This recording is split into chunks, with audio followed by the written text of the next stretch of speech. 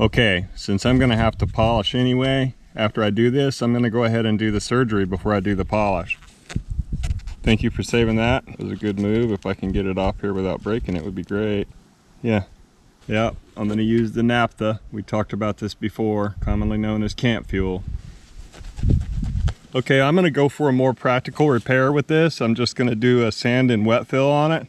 And rather than wet sand it, which has the opportunity to get detergent down in these little crevices where I want the epoxy to go, I'm just gonna do a little bit of a dry sand. And I'm gonna use a block so I don't introduce any high or low spots using my fingers. Okay, I'm gonna use EnviroTech's 2-stage epoxy. I'll put a link. Cleaned off the back of this old product card and mixed up some. And instead of using my spatula, I'm gonna use a business card. I'm gonna get a very small amount of epoxy. And I want the back of the card wet too so it'll drag. Take the little chip, and this is the part that's tricky. Little drop on the back of the chip. And I'm gonna give this a few minutes here so that it reaches the tack stage before I try to stick that chip back on there. And how I'm gonna handle this is with a piece of wax paper. I'm gonna start by touching the paper to the boat first so I can start to build tension on where I'm going.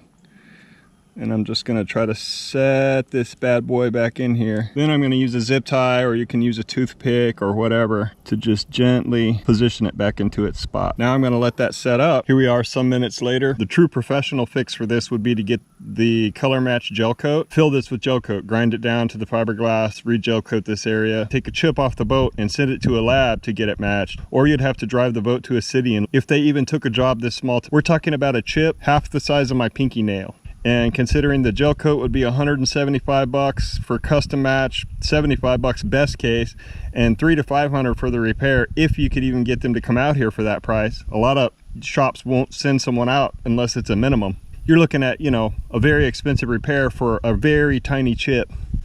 And let me just show you, I don't really think it's gonna matter. After I run the grits on that and sand it and then buff it, now I'm gonna ceramic coat this, which makes a difference because expansion and contraction, heat, this and that and the other. Some people would say that the epoxy might break and cause the chip to pop back out. This is true, but I'm gonna ceramic coat it so that will greatly improve its chances of surviving. And as you can see, for being a pragmatic repair and saving the customer a lot of money, this should work just fine.